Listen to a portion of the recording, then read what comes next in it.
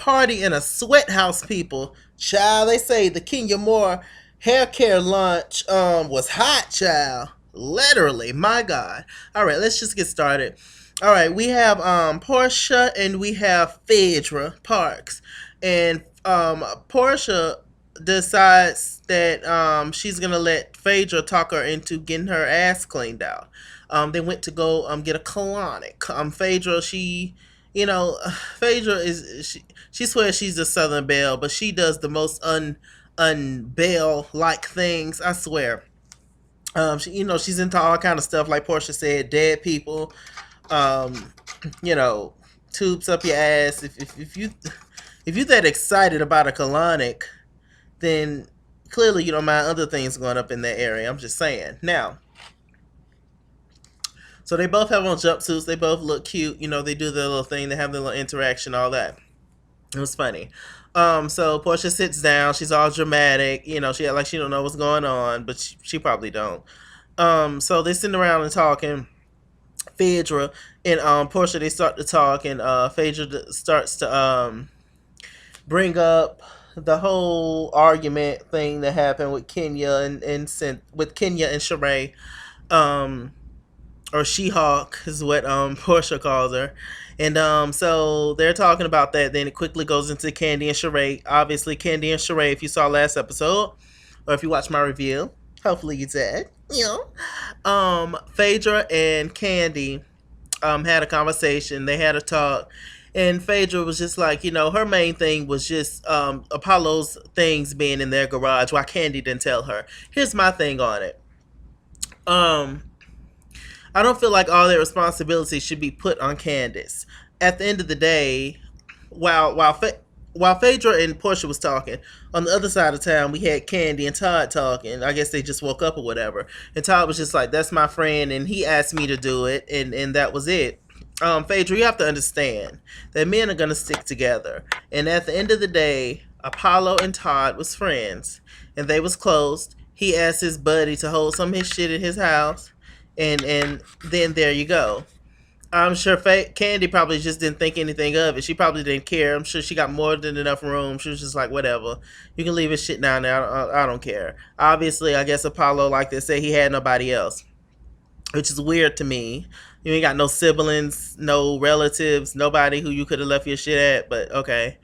But, that obviously it was just brought there to cause a little drama, between Phaedra and Kandi this season.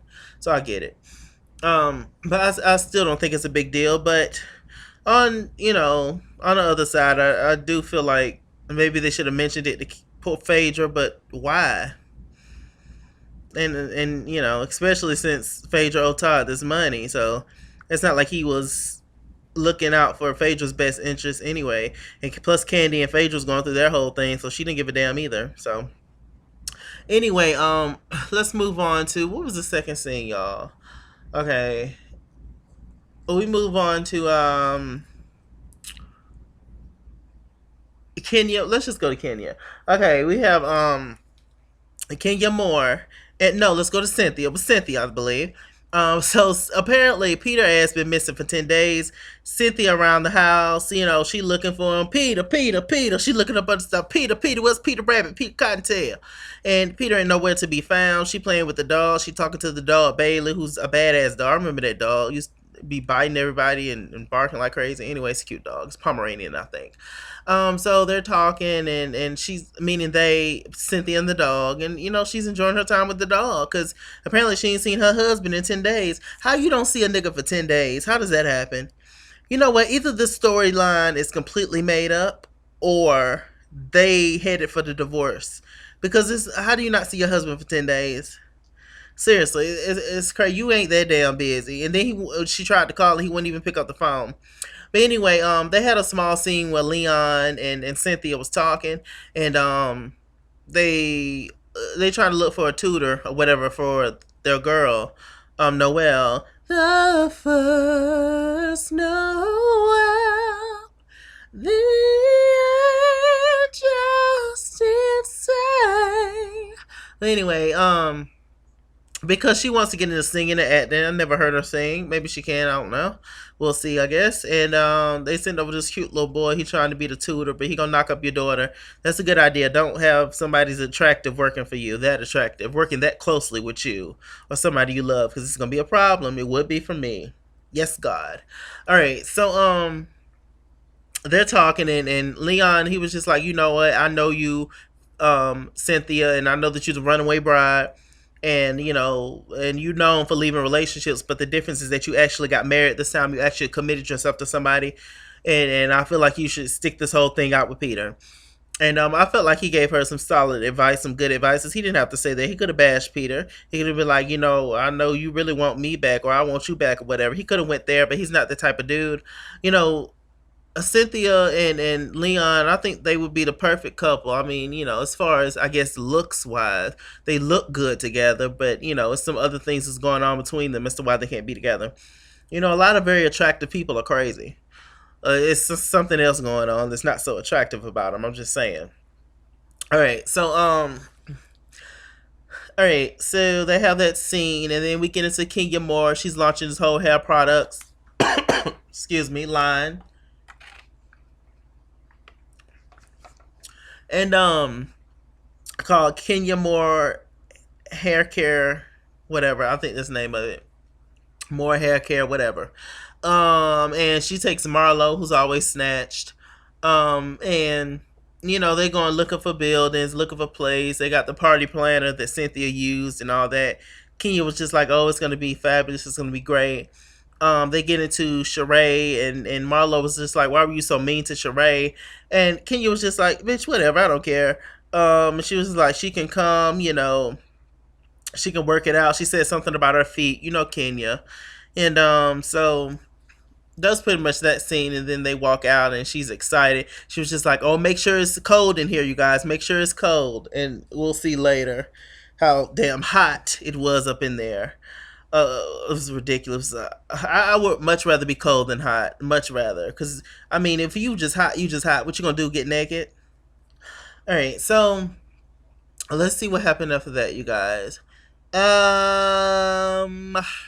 Okay, Porsha, she's running in this relay race or whatever. It's just something for I don't know. She was out there to support or showcase uh the Ricky Smiley show that she's on, the talk show, the radio show. And there was a bunch of, I guess, bloggers or whatever, radio personalities or whatever there. I didn't see anybody there I recognized, but whatever.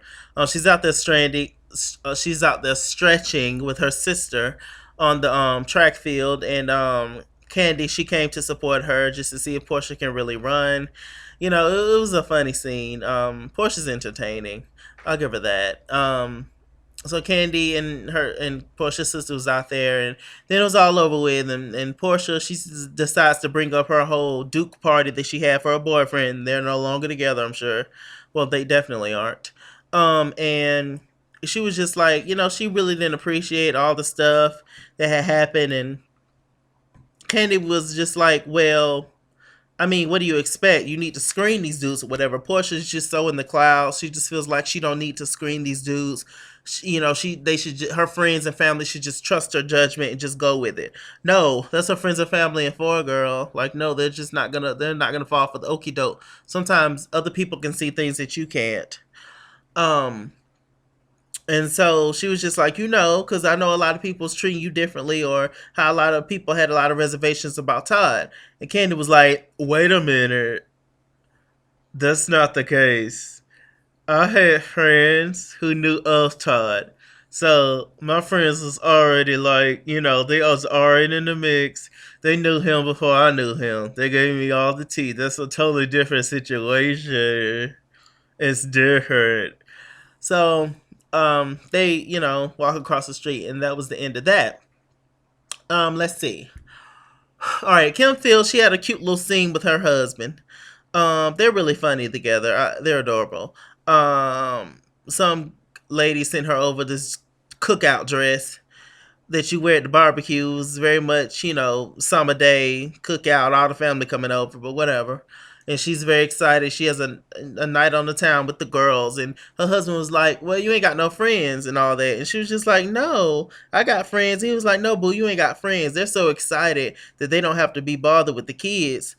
He throws up his hands. He has a fit. It was really funny. They say they go to bed at 9:30 with the kids. It was like, oh, they really are good, dedicated parents. But I still don't understand why she's on the show. She should have her own show, like Flex and Shawnice, Shawnice the singer, and Flex Alexander the actor, like on the OWN station or something. Me and my girl Taiwan Carr, hey boo, talked about that on one of my videos.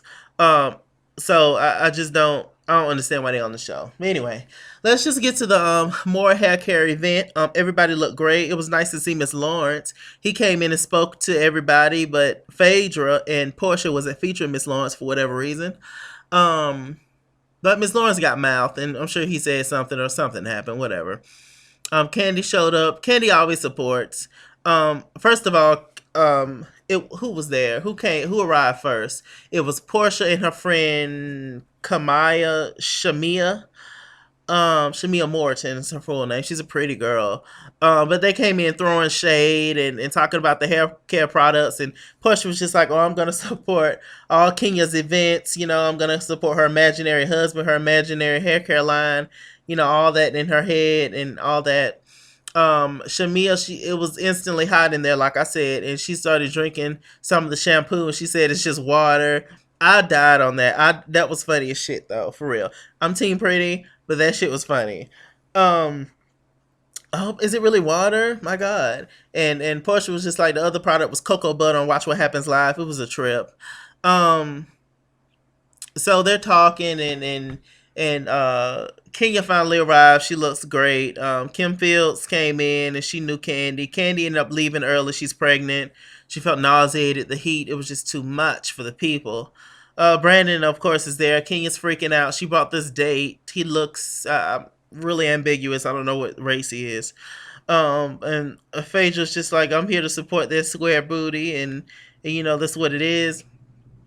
Um, so Kenya, she leaves her event early because she was just it was just too hot for her, and she was irritated because she told them she wanted it 0 and it was 90 Fahrenheit, bitch, and Celsius. So that was pretty much that scene. Not too much really happened. Sheree and Kenya, they had a little conversation. They was talking, and Sheree was just like, "I'll never trust her because she wears contacts in 2015."